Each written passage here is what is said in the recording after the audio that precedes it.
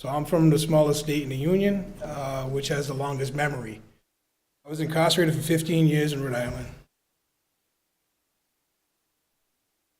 And it was a battle because I was given parole, my parole was taken. I was given parole, my parole was taken. And it was to the point where I was in the media every day for 18 months, 3 times a day on all local media channels. Are people safe? People do have the right to know that he is here, but unfortunately, I don't think it's a requirement. Me entering society became an impossibility. So I was left with 2 options: find another place to go or go back to prison.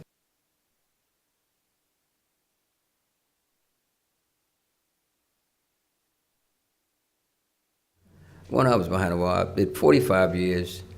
I got busted in 1970, and I just come out of prison November the 18th. I ended up going in and out of jail from 1995 to 2000, where I was arrested for 5 bank robberies, went to prison for a 14-year sentence. I was in prison for 30 years. I know so many people, when they don't have a network set up to return to, you're going to be a recidivist. Because the stress is going to drive you back to drugs or alcohol.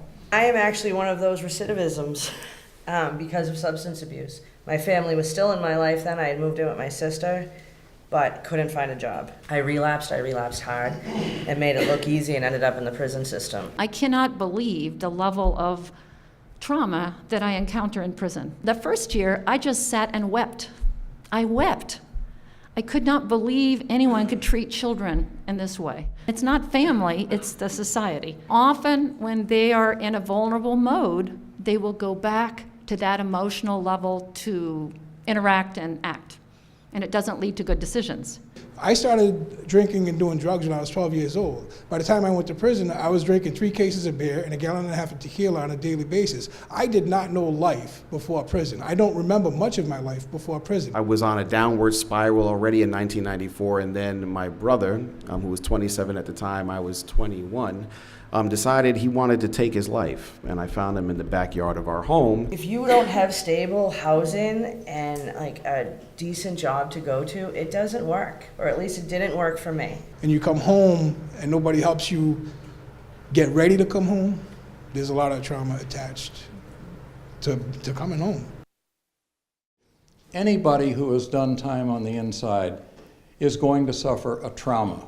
And there's been a lot of talk about a returning veteran suffering from PTSD. Well, it's no less so for people who've done time inside.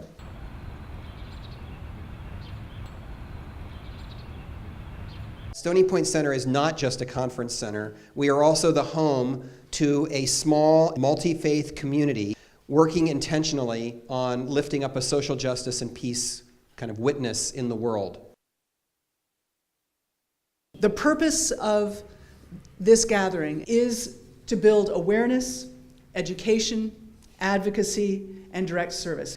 This morning, the open space time that Rick is going to be leading us through is our chance to figure out what our questions are, what our needs are, where we need to connect with each other, what do we want to build together so that we have each other's backs and are encouraged along what is a long journey.